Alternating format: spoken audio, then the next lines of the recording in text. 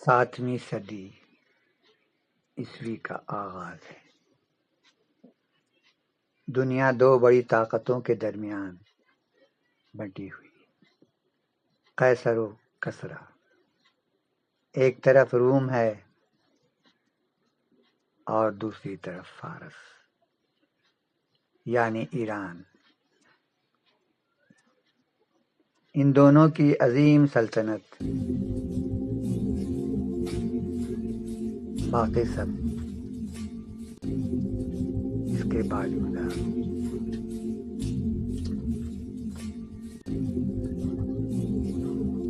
فارس کی عظیم سلطنت پر تخت نشین ہے خسرو پرویز۔ خسرو پرویز جو اپنے آپ کو خداؤں کا ہم پلہ اور زمین کا مالک سمجھتا ہے، لیکن تاریخ ایک بہت بڑی تبدیلی کی دستک سننے والی ہے۔ اللہ کے رسول صلی اللہ علیہ وسلم نے دنیا کے تمام بڑے بڑے حکمرانوں کو اسلام کی دعوت دینے کا فیصلہ کیا۔ حضرت عبداللہ بن حذافہ رضی اللہ تعالیٰ عنہ وہ صحابی تھے جنہیں فارس کے شاہی دربار میں بھیجا گیا۔ حضرت عبداللہ بن حذافہ خسرو کے دربار میں پہنچے اور پروقار انداز میں کہا، اے خسرو، میں تمہارے پاس کائنات کے مالک کے آخری نبی محمد صلی اللہ علیہ وسلم کا پیغام لایا ہوں،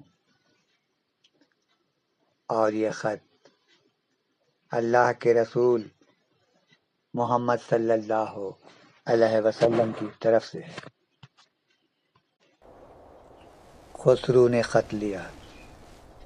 اس نے دیکھا کہ خط کی شروعات محمد رسول اللہ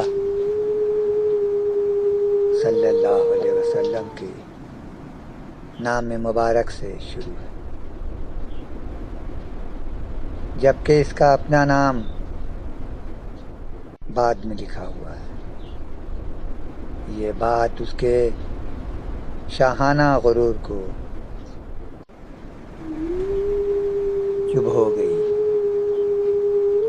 خسرو پرویز غصے سے چلایا اور نہایت ہی بے ادبی کے ساتھ کہنے لگا، میری رعایا میں سے ایک غلام ہو کر اپنا نام مجھ سے پہلے لکھتا ہے۔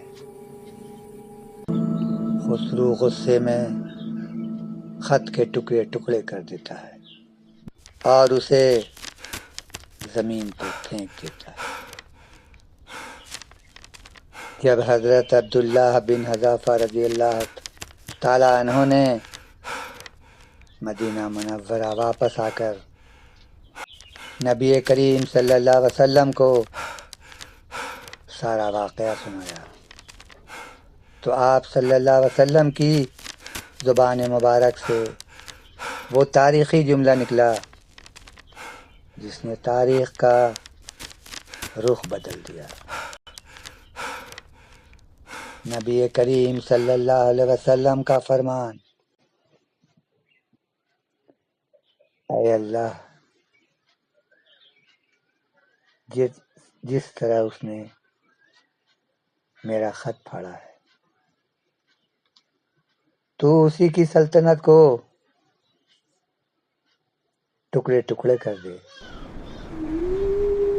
جب نبی کریم صلی اللہ علیہ وسلم کی زبان سے یہ نکلا کہ اللہ تو اس کی سلطنت کو بھی ٹکڑے ٹکڑے کر دے، اللہ جل شانہ نے اسی وقت اپنے محبوب نبی کی دعا قبول فرما لی۔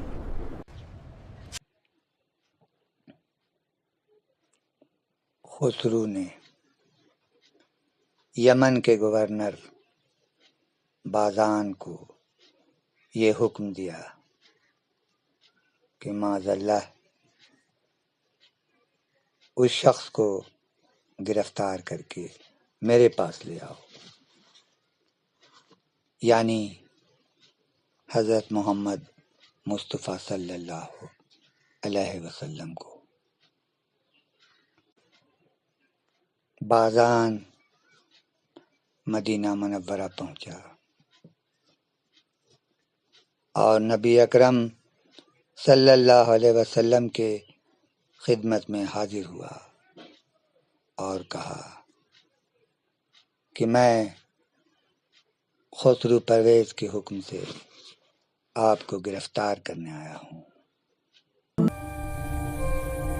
نبی کریم صلی اللہ علیہ وسلم نے فرمایا، جسے تم لوگ اپنا معبود سمجھتے ہو، خسرو پرویز،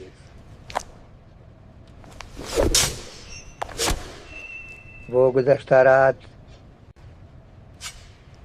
اپنے ہی بیٹے کے ہاتھوں عبرتناک موت مارا گیا ہے۔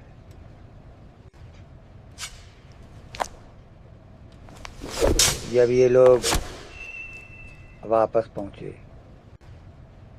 تو وہاں مدائن سے خبر پہنچی کہ سچ مچ خسرو پرویز کو اسی کے بیٹے شیرویہ نے مار ڈالا ہے۔ یہ حادثہ ٹھیک اسی رات کا تھا جس رات کے بارے میں رسول اللہ صلی اللہ علیہ وسلم نے فرمایا تھا، ایران کا گورنر بازان یہ دیکھ کر اس کے دل میں یہ ایمان پکا ہو گیا کہ یہ سچ مچ اللہ کے رسول ہیں، اور وہ مسلمان ہو گیا اور بہت جلد یمن میں اسلام پھیلا۔ نبی اکرم صلی اللہ علیہ وسلم نے بازان کو ہی یمن کا حاکم رہنے دیا۔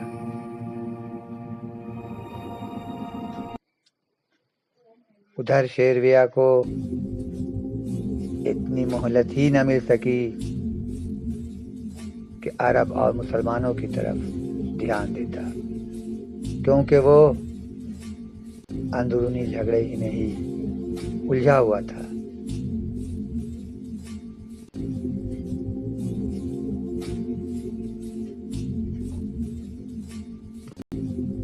کچھ دن ہی بیتے کہ اس کا کام تمام ہونے کے بعد تخت پر اس کا کمسن بچہ ارد شیر کو بیٹھایا گیا۔ اس کمسن بچے کو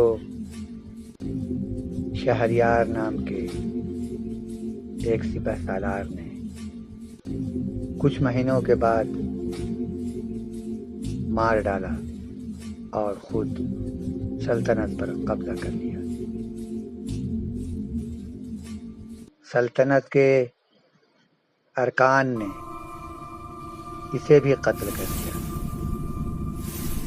اور خسرو پرویز کی بیٹی بوران کو تخت پر بیٹھایا، جو صرف 1 سال اور کچھ مہینے ہی تخت پر قابض رہی۔ بوران کے بعد کئی کم سن عمر کے لڑکے اور عورتیں ایک کے بعد تخت پر آتی گئیں اور آخر میں یزدگرد تخت پر بیٹھا، جس کے زمانے میں ایران پر مسلمانوں کا قبضہ ہو گیا۔ جس دن سے خسرو پرویز نے نبی کریم صلی اللہ علیہ وسلم کا مبارک خط یاد کیا۔ اس دن سے ایرانی سلطنت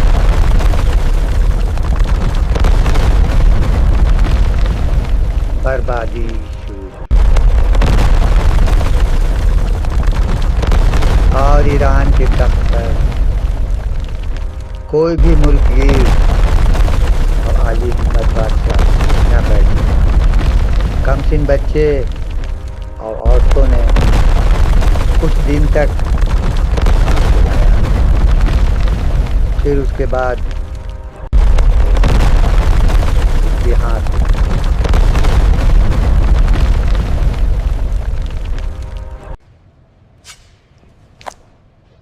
پھر تاریخ نے وہ نظارہ بھی دیکھا جو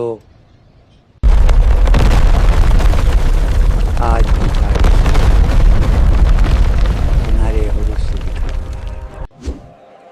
جب مسلمان مجاہدین نے قیصر و کسریٰ کو اپنے قدموں تلے روندا۔